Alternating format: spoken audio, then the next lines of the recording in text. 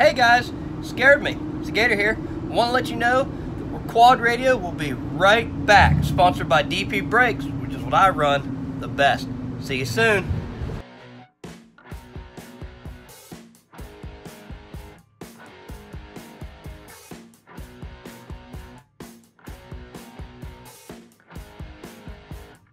Hello, everyone, and welcome to Quad Radio Elite. And, of course, I want to say thanks to everybody for tuning in, and a special thanks to all of our great sponsors that help make it possible. And, of course, you, the Quad Radio viewer/listener.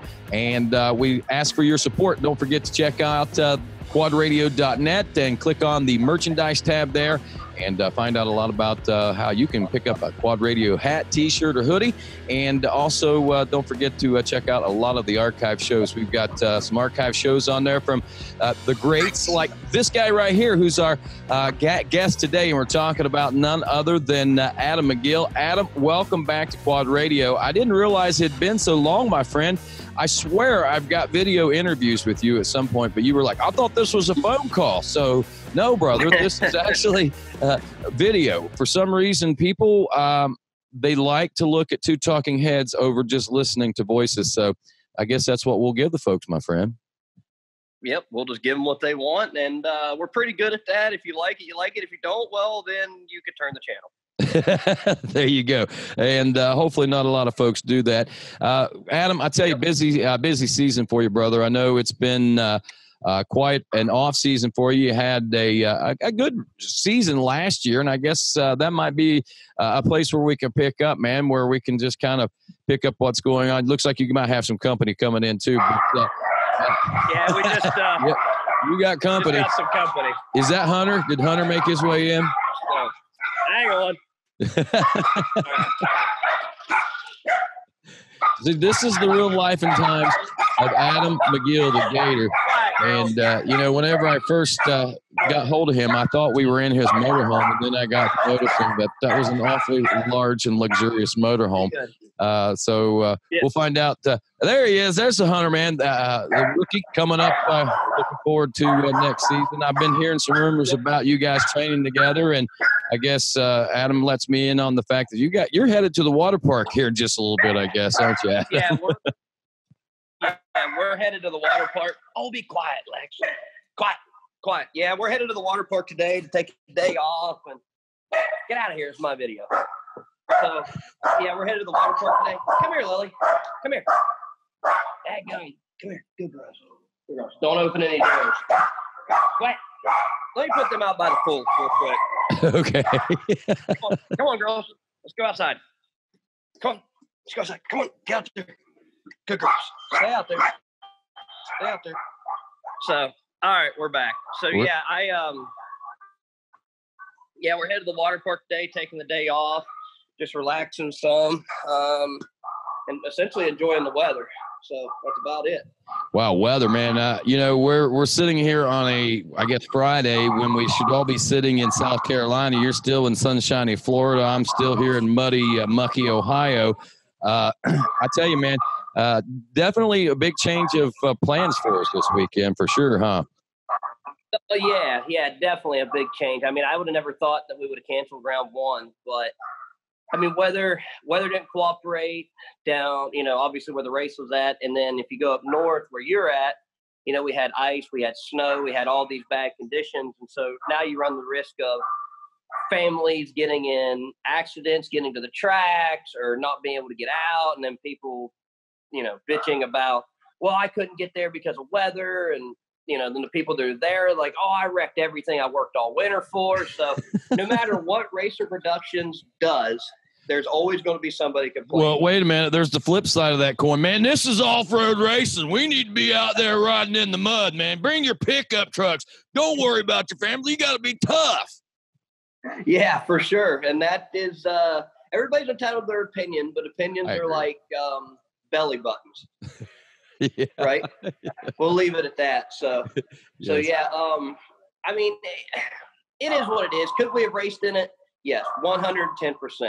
Should we have raced in it? That's to be debated. It's so say we went on out there and raced in it. Everybody worked all hard all winter long to get their bikes ready, bought brand new Custom X shocks, bought some over tires, put tire blocks in their hyper wheels, had a fresh rage engine in it, and destroyed it because we was 6 inches in water. Right. And if it can be, so I have to agree with you there, and I agree with the call. I mean, had we raced, I'd have been there full in, but I mean, big picture is there's a few people that are disappointed, but I think the even bigger picture is that it is the best decision in the long run. And like you say, everybody's entitled to their opinions. We'll let them work on those opinions, and that's fine. But the bottom line remains, we're not racing this weekend, and no. We got a couple extra weeks. And I have to say, I'm pretty excited because I personally like Florida being the opening round. I love Big Buck. I think it has its tradition in its place, after the season has started, in my opinion. But I understand the scheduling conflicts and the reasons that Big Buck was moved to where it was. And obviously the last couple of years has proved to be good because the weather did work out for us. The turnout worked out for us. There was huge monumental turnout. So, yep. But it is this time of year, and there has been some good suggestions. And I think in future years, I don't think we'll have as much to worry about. I imagine there'll probably be some pre-planned rain dates or maybe even some rain facilities. We might, look at the big picture. You got a place here, but then you've got this one place that sits waiting all the time. If something happens here, we can always go there. So, agreed. And that's agreed. Something I that definitely think that, Florida being round one now is obviously going to play in favor of the people that's put in the effort, whether you was down here riding or you was at home training, so I think it'll definitely it'll show the effort. It'll show the light being shined on the people that put in the work. Granted, I am fortunate enough that I do this full time, but, I've also done this before where I have worked a job and know people that have worked jobs. So, I mean, you could still do it and you could still work around it.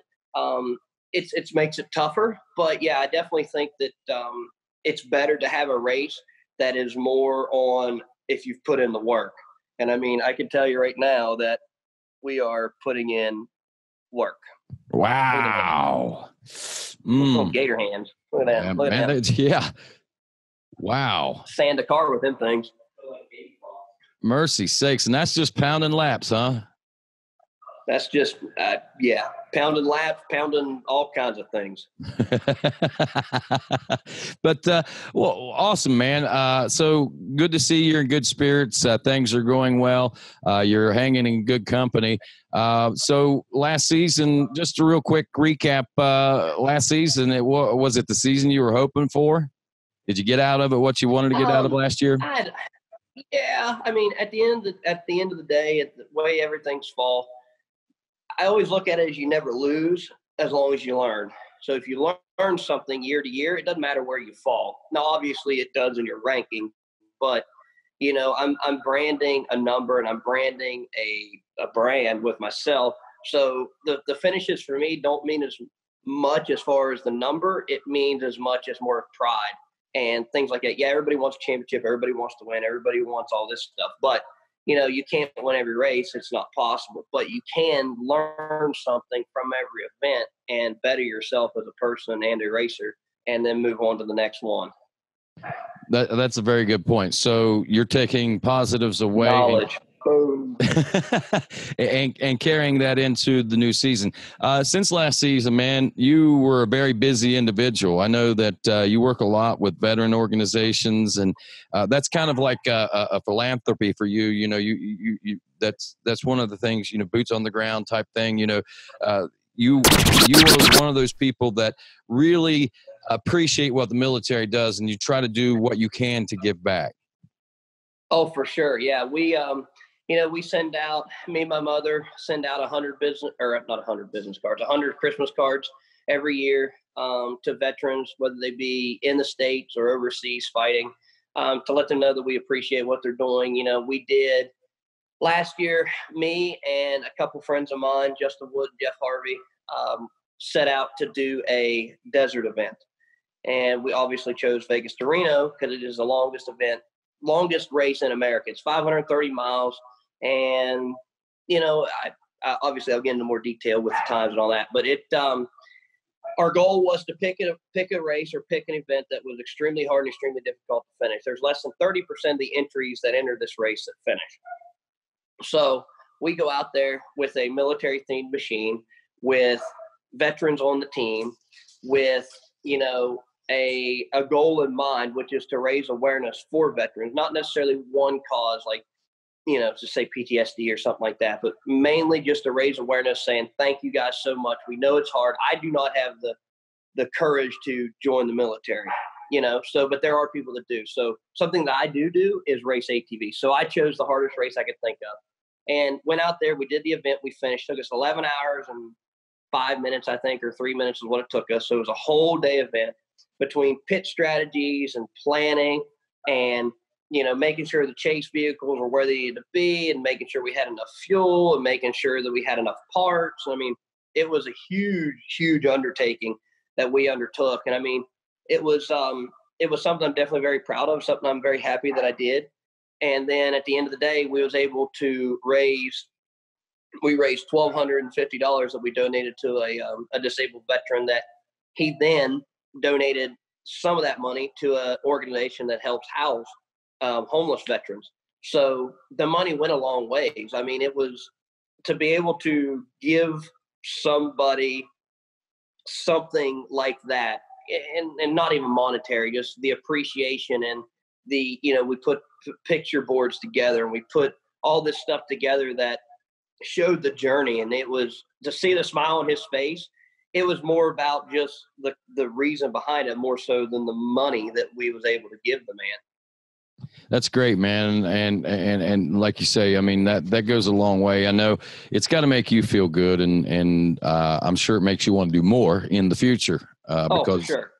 It's kind of like, feeling good. There's nothing wrong with feeling good about doing something, and knowing that you're helping, that feels good, man. So keep up the good work. I really appreciate what you do. I mean, you do so much. The veterans is just a small part of it. Another thing that I think that folks really recognize, Adam, you're a little more unorthodox than the average pro as far as your public demeanor, which I love, man. I think it's great. The one thing that you do have is a good relationship with everybody, fans, sponsors, and I wouldn't say everybody. Well, no, obviously there are haters out there. I get it. But there's a lot of those youth kids that really look up to you, man. And I think as much as anything, you being there every morning at 7:45, 7:30 when those kids roll onto the starting line, I think that says a whole lot to them. It says a whole lot about you. It impresses me, man. I hate to pat you on the back and blow sunshine up your butt, but I think that's a good thing. I'm very proud of what I've been able to do, and it's the only thing that's going to keep our sport alive. We have no manufacturer support. Nobody's making an ATV. The only people that are in the industry are the people that are making aftermarket parts. So I'm very fortunate to be able to still continue to make a living after the factory rides have left. So I was very lucky to be a part of that, to see it coming into it, be a part of it, and then going back. So it's something that it's hard to sell somebody hope when there's not much light at the end of the tunnel. Well, and I hate being honest. Can I light a candle? Can I strike a match or make a little spark here for folks? Yep. I don't know if you've noticed, the contingency program. That is, I noticed Yamaha put out a contingency program. Now, they still do make a quad. They still are, I think, the only manufacturer that is producing an actual quad. But Honda ATVs and Yamaha ATVs are both paying contingency through all the classes. So I think if people utilize that, and maybe they'll recognize, and more manufacturers will recognize that, and either they'll step up and maybe start producing, or find a different avenue to make it happen. But the good thing about it is, a couple of the manufacturers still do have a little bit of interest in it, and Yamaha being one of them, and Honda too. So I got to tip my hat to them about that. Yeah, it's not completely dead. So what I was getting at was that the full-blown rigged semis, stuff like that, are the image is dwindled, I guess. But like I said, I'm very fortunate to be a part of all that. But I never grew up when youth racing was even around. They had it, they got rid of it, and then they brought it back after I was already an adult. So I never got to be a part of that. Now, growing up as a kid, I mean, this is going way back. So growing up as a kid, I was never popular, but I was never not popular. I was always like that middle guy. I got along with everybody, never really argued. I was a jock. I was a nerd. I took football. I was everywhere. So, you know, I would always wanted to race my ATV, and I would go to these events, and I only went to a few before I actually started racing. I went there and I wanted to get autographs, and I couldn't get any, and nobody would have the time to talk to me. And I remember coming home, and I got a few autographs, but I never got a whole bunch. You know, it was always a pain in the ass to try to get autographs because I know you're busy, and I know that. So now from the inside looking out, obviously I know that. But the biggest thing for me when I came home, and I remember looking at my mother, and she goes, "How was it?" Blah, blah, blah. And I said, "It was good." I said, "But if I ever get there, I will never be that guy to turn somebody away." And I have tried really, really hard. Now, there's obviously times, and if people are listening, there's obviously times where I am mad as hell and don't want to talk to anybody. But I try really hard to say, give me 20, 30 minutes. Let me calm down. We'll be all good.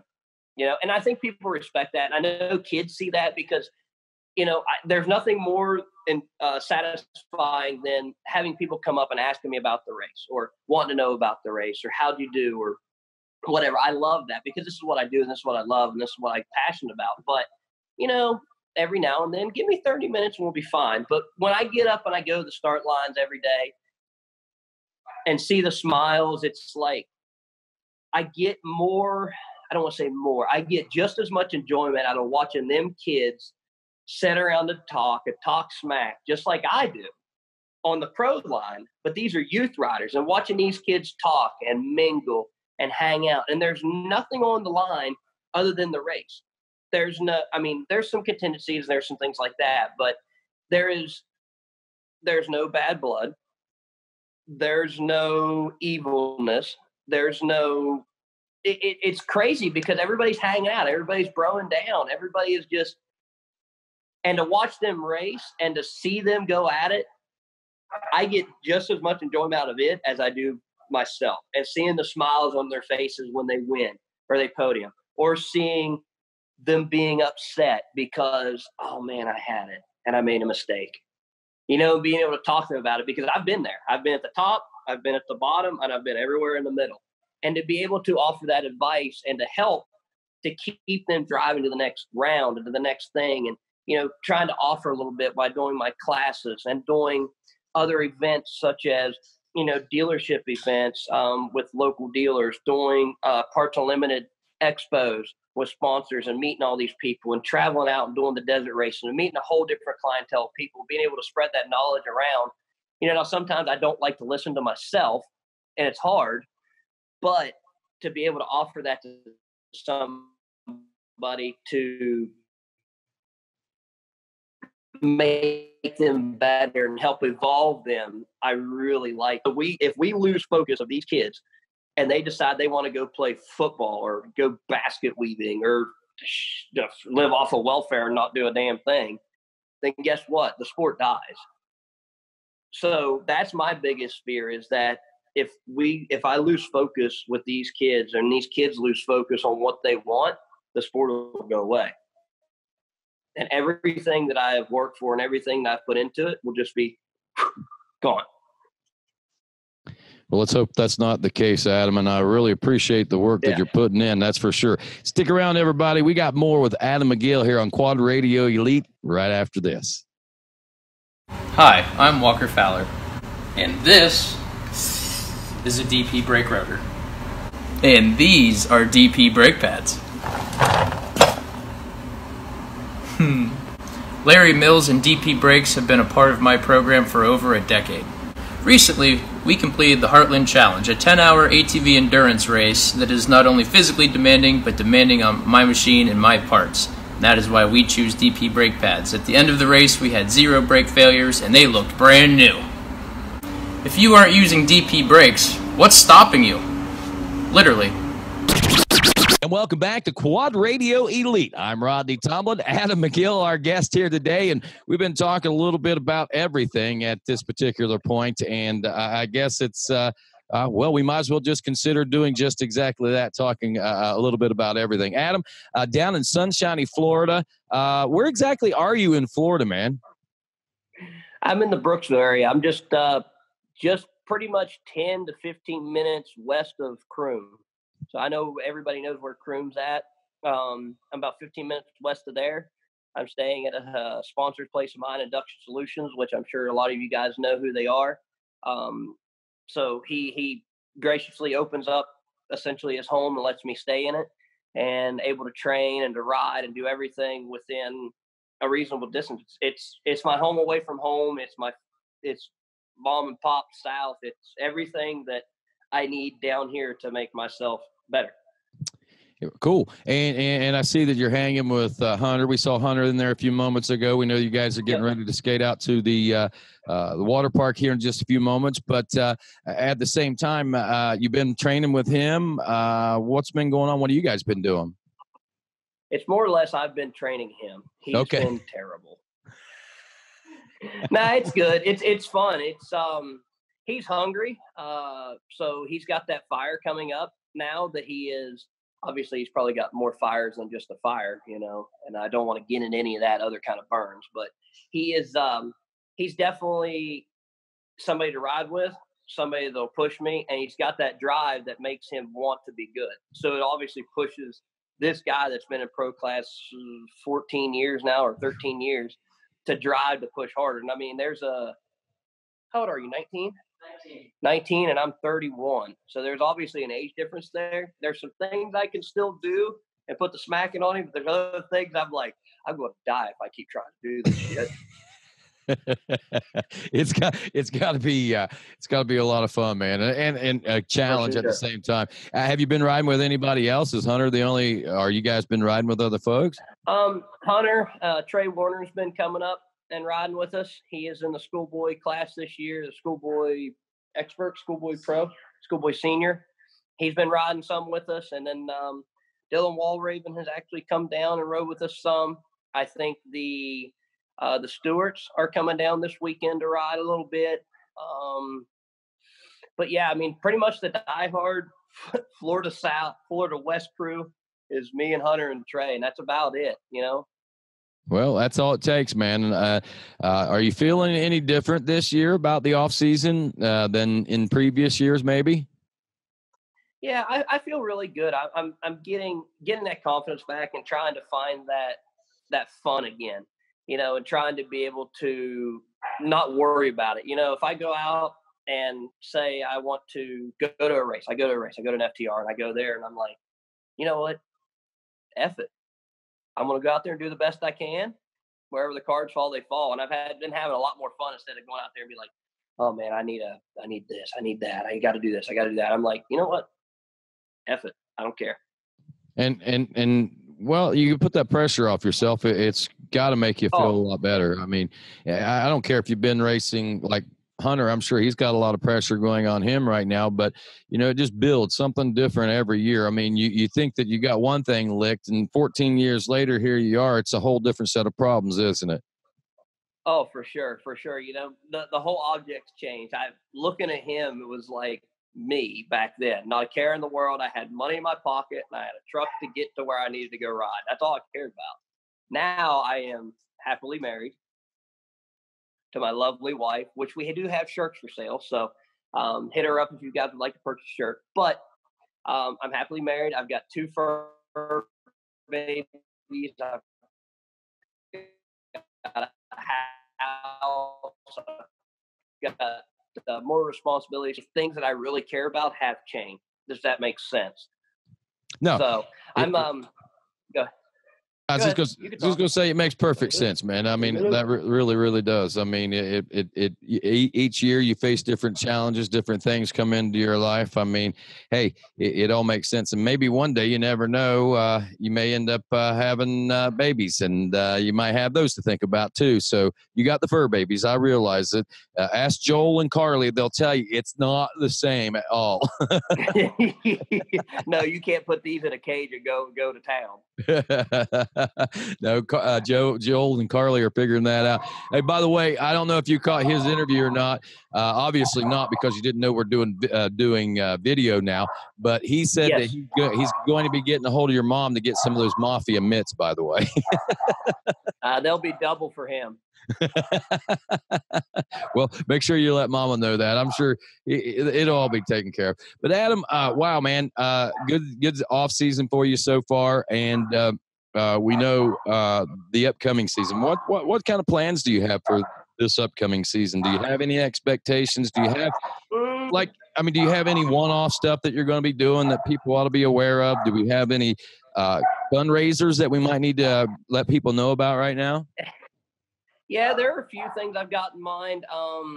Obviously, I want to do something that helps raise awareness for veterans, or to raise money for an organization. So there's something I want to do again this year. I still haven't figured out the logistics yet, but obviously when I do, I'll let everybody know. Everybody can share it. That'll be probably a GoFundMe or a fundraiser, and then that money will be pulled and give it to an organization. I am traveling out west, doing some desert events this year. I went and did the Parker 250 with Dan Fisher and Lone Star and his Can-Am X3, and had a ball at that. So I've done that. I just spoke with him 2 nights ago. Sorry, I burped. And he's wanting me to come out and do the UTV World Championship. So I'll be co-piloting him with that. I've been trying to get a hold of Hunter Miller. I know he's been busy.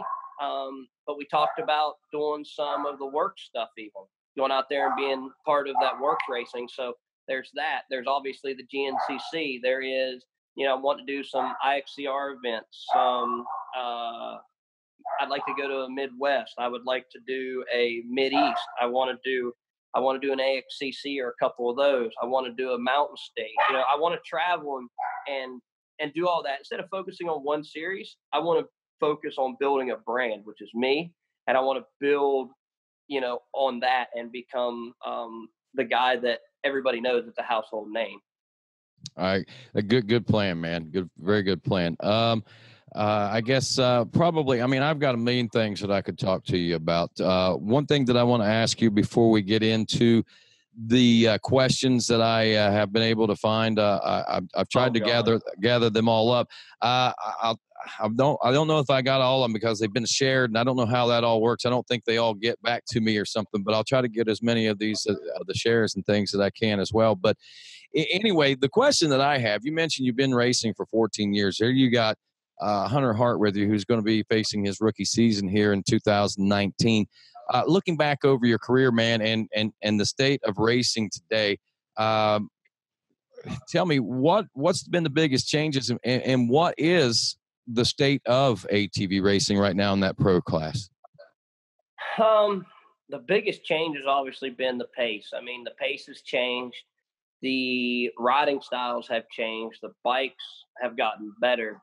Our engines have got faster. Our suspension's gotten better. People are training now. People live in the South whenever the weather's bad up north. It's definitely stepped up. I don't know, and I know a lot of other riders agree, I don't know how you can go any faster. I am literally wide open all day long, and I don't know how to go any faster unless the only thing I can think of is a new machine. We do need manufacturers to come back in, produce a new machine, or we need to, and I know everybody's going to hate me for saying this, do hybrids. Well, and that might not be a bad thing. You see so much, and you see it with a lot of people doing it with some of the machines in particular. You go buy a Honda frame, you can get a Honda frame from the Honda manufacturer for $800, and you can go buy a brand new motorcycle, a 4-stroke motorcycle, slap that bad boy in there, run it for a year or two, put the motor, freshen it up, put the motor back in the bike and sell it. And, you could do it that way. I mean, that would be one way that the manufacturers could stay in it, or like you say, go completely hybrid. And I mean, but you're right. Something's got to give. If the ATV racing industry is going to survive and going to grow again, something's got to give someplace. Somebody's got to build a quad, whether it's a hybrid, whether it's a manufacturer. We can't sit on our thumbs and argue it. It's just got to happen. And something's got to give. Something's got to change. We got to pick a direction and we got to go. And that's my opinion too. I mean, right, wrong, or indifferent. Sometimes, you got to do what you got to do. A decision's better than no decision, in my opinion. All right, let's get back over to the questions. I know we've been on here a while, and like I say, I could talk to you for days, but here we go. Brent I can talk too. Brent Schaefer says, "What kind of beer do you like?" That's a good way to start that one out. My favorite beer is free beer. Now, if I had to choose, I really like a McUltra. If I but if I would have to choose a normal beer, I kind of like a Miller Lite, believe it or not. Really? Good old school. Yeah, but I'm an ultra guy all day long. But if I had to choose, if I was at a gathering or a cookout, I mean, obviously the free beer is the best beer. But other than that, it'd probably be an Ultra or a Miller Lite.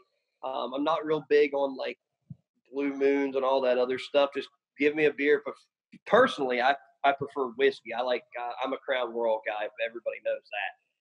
So you're not a craft beer kind of guy, then, I guess, is what you're trying to say. Not really. Every now and then, but obviously when in Rome. Like if we're out and you order a craft beer, well, give me a craft beer because I don't want to make you look weird. Well, all right. Sounds like a plan to me. All right. Tim Franklin wants to know, what have you changed in your program, or have you changed anything to stop the mechanical issues so you can be consistent like we know you can? Consistency wins championships. This guy's being hard on you, man. Changed my underwear this morning. That's probably the first time. No crap. Inside out, front to back, 4 times, 1 pair. So we did change some things. Obviously, I'm still running Wiseco components, which are phenomenal and been working for me since day one. We're running Henson clutching components, which are obviously the best that I can think of for your clutching. We're using Rage ATV as far as doing my engine work. He was doing it the last 2 years. He did, in Dee's defense, he did get a little busy. He's a one-man show.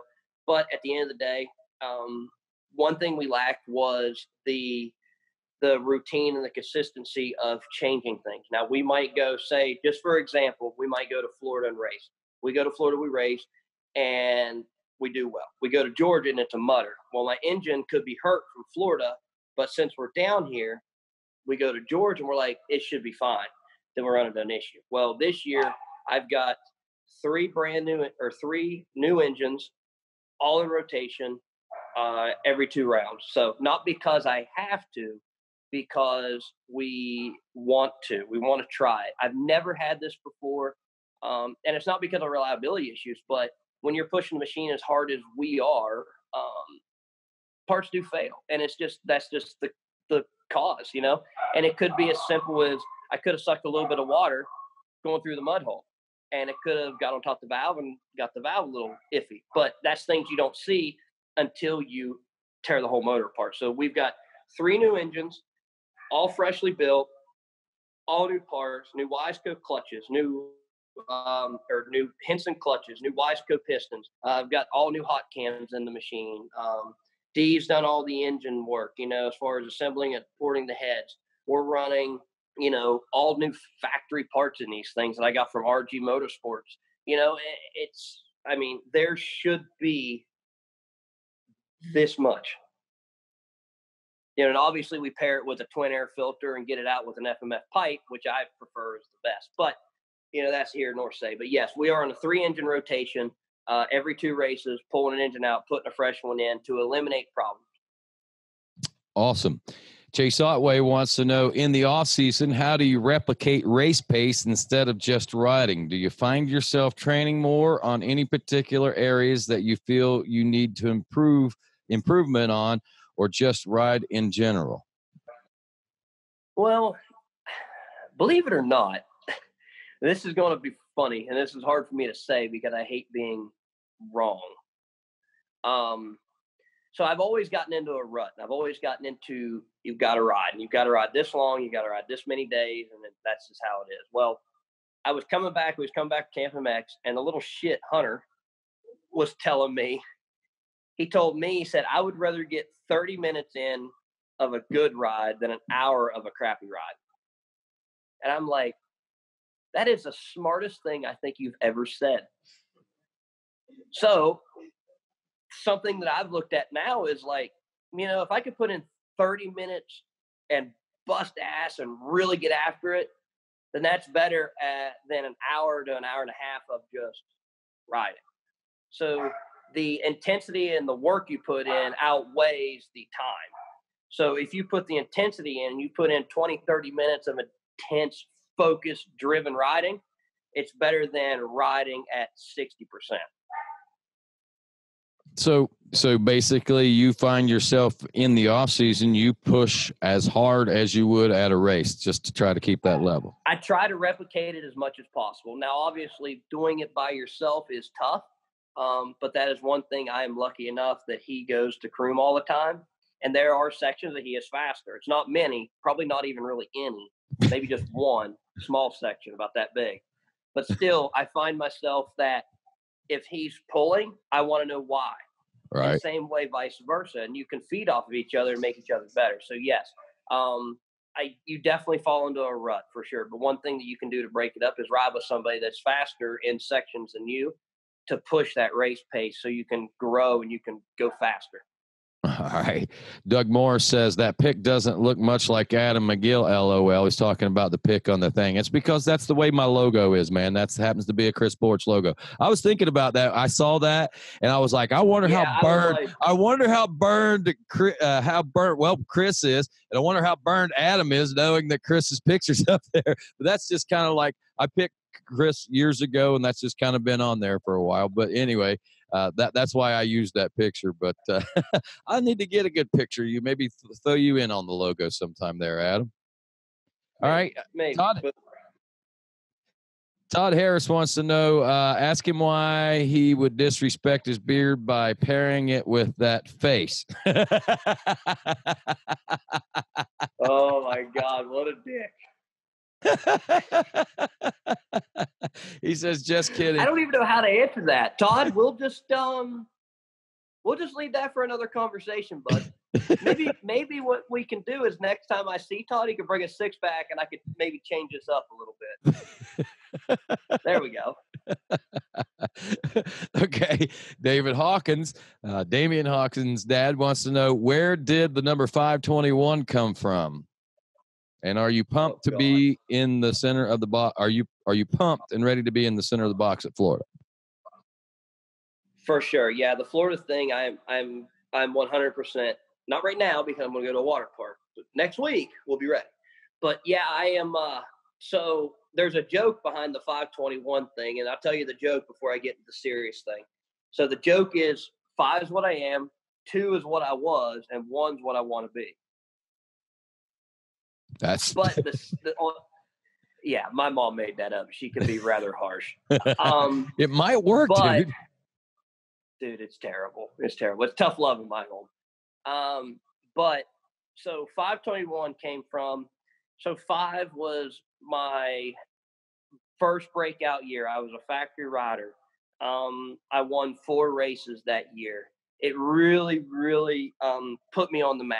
Was the number 5. And obviously I like the look of 5. But that was the big thing for choosing the 5. Now the 21 was my dad's race car number when we did dirt track. So he gave up everything that we did together for me to chase this dream. When I had the factory ride, I chose the numbers, and I chose to stay with the numbers because that's what they wanted. Well, when it went back to me and him, I wanted to pick something that I could brand myself. And that's what I came up with. So 5 is my career and my breakout, and 21 was always his card number. So it's kind of like a thank you to my father saying, you know, I did it on my own. We did this growing up. You gave it all up. We put it together, and that's what we got. So it's a way for him to still carry on that 21 number that he always had, and dirt track cars, which is what I remember, and 5, which was my number that really put me on the map. Awesome, man. And don't you think it is? I'm getting goosebumps now, but don't you think it's kind of it's weird? It's weird to talk about it. Yeah, here you are at number 5 again, and with the way your mom put it, dude. I mean, hey, who knows, man? Consistency does a lot of things, and crazy things are happening in the classes. I mean, we see, man, you're capable of winning. Other people are capable of winning. It's wide open, dude. It really is. Hunter is not, though. Huh? Hunter is not. I just wanted you to say that twice. Doug Walter. Doug Walter once today says, I got one. If by some miracle all the manufacturers brought back their 450s, a.k.a. Suzuki, KTM, Cali, Polaris, and so on, would you, Adam, still ride the Honda? Oh, God. That's a loaded question, man. So in my career, I've rode, now maybe not have raced multiple rounds, but I have raced a Honda. I've raced a Can-Am, a KTM, a Suzuki, a Polaris, and I've rode a Cannondale. I'm trying to think, and obviously the 250R, which is the most iconic bike ever. But if the manufacturers would come back and it was whatever, unlimited budget, unlimited whatever, as much as I hate to say it, I really, really, really, and I don't even mean to say this in a hate, but people are going to be floored. I really like the Can-Am. I really like that bike. Wow. Yeah, you just got me, dude. I never expected you to say that. I love my Hondas. I like them a lot, but for what I had with that team and the support and the push, okay, it just worked. The bike. All right, let's go to the flip. Let's kind of you just said the support and this, that, and other. Now, if you had that kind of support on another machine, would you still lean toward the Can-Am? I'm just trying to find out, did you like the bike that well, or did you like the support that well? Yeah, I really liked the bike. I mean, when I had it, I didn't have a whole lot of issues with it. I thought it worked. It handled that son of a bitch would turn on a dime. It worked well. Now, don't get me wrong. My Honda works good. My KTM worked good. My Polaris I had worked good. They all worked well in their own way. But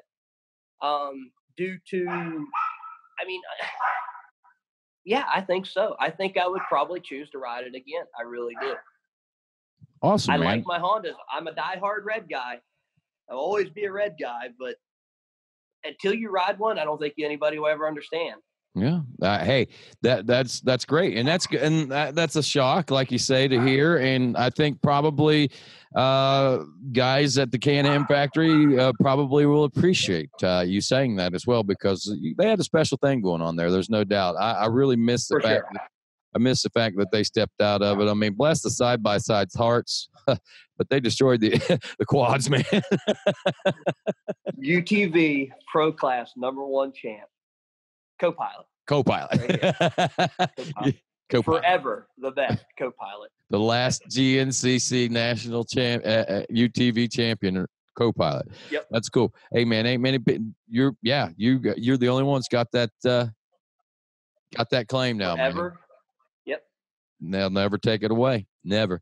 All right. Jason Fleming wants to know, how much more competitive has the XC1 class become from when you first turned pro until now? I guess we kind of hit that, but maybe you can hit it in a nutshell again. Oh my God. I remember showing up at my first pro race and getting the shit beat out of me.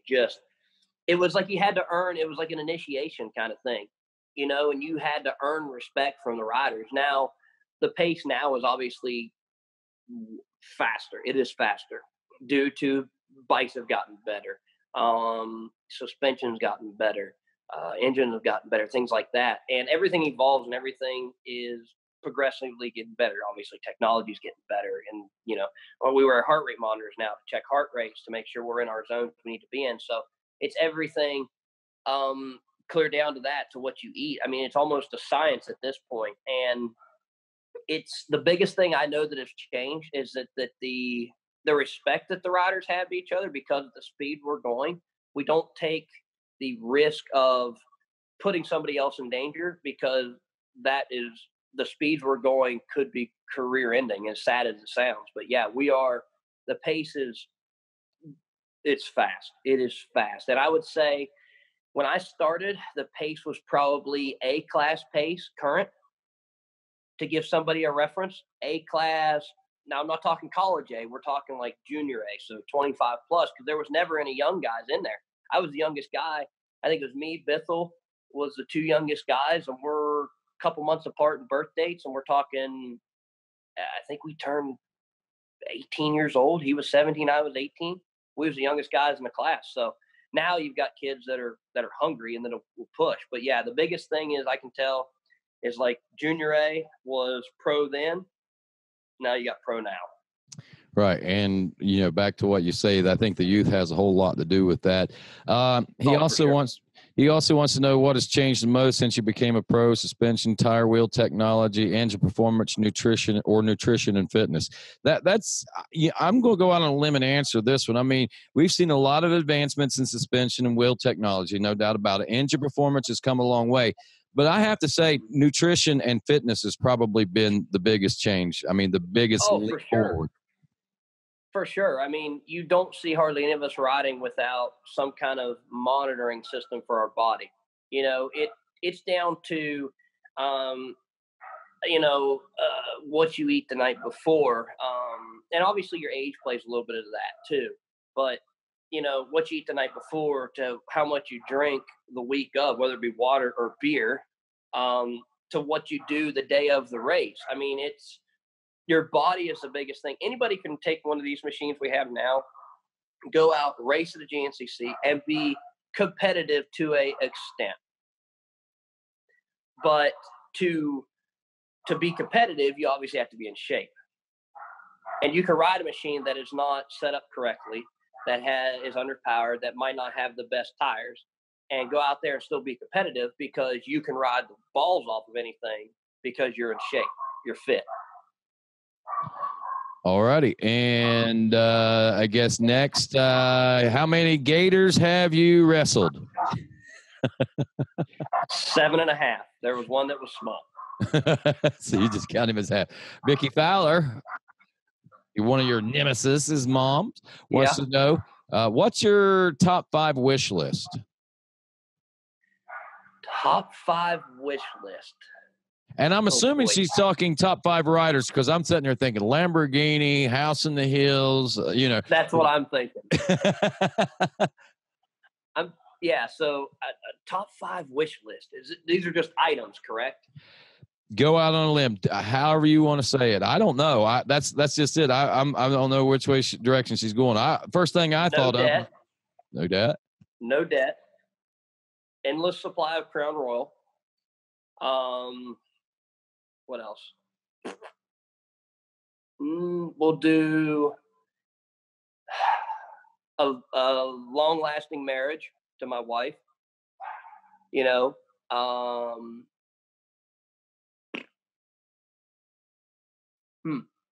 Guns, lots of them. Lots of nice ones. And for the ATV manufacturers to get back in it and build machines. Wow. I like that wish list. That's pretty interesting. I'm glad you included your wife. I was wondering, dude, is he gonna go family? He might. I don't wish it because I love her to death and there's nobody else I'd rather be married to. But I want that guaranteed. Nobody else is getting her.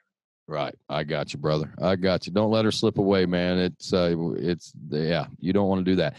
James Clifford Bodle wants to know, why haven't you joined us at the Heartland Challenge?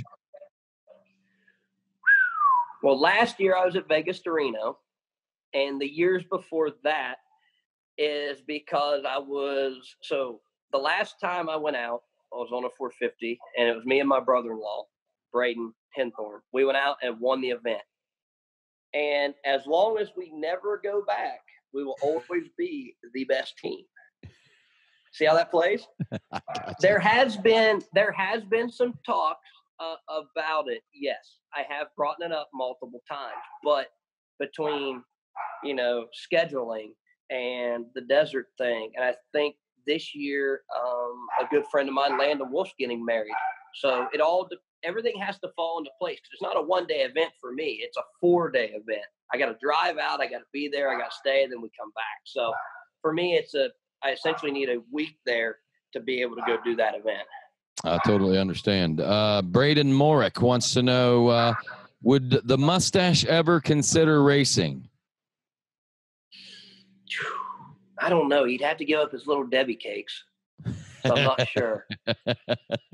Honestly, I've considered it. I've considered on a couple different options of getting the mustache to race. He raced in the past, back in the late 80s, early 90s. He raced ATVs and raced motocross, and was actually quite good from what people tell me. Obviously, I was around, but I wasn't really around.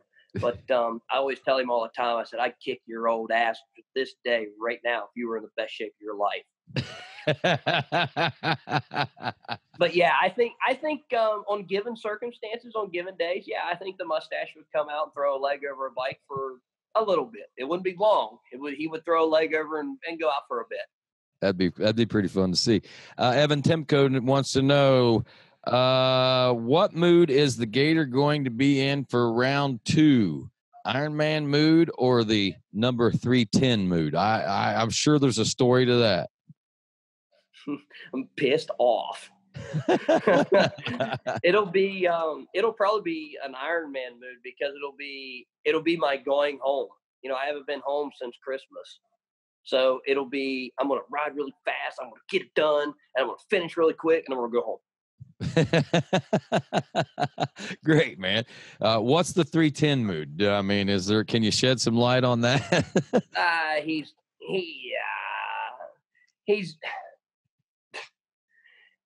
It's Evan. Okay. It's Evan. Okay. It's Evan. We'll just leave it at that. And Hayden Neal, Yeah. This is the last question we'll have because we've gone long. Why not Maybe we can do a follow-up with questions, a Q&A one day. Maybe there you at the go. racetrack coming up in Florida. Hey, maybe so. Let's do that. We'll do that. Maybe we'll plan that for Friday night or something like that. That would be cool. Maybe we'll do that over some beers that guy's going to buy me so I can change my face. Why not race a 250R in the pro class? Oh my God. Well, for one, I wouldn't like dominating every race. That's obviously a given.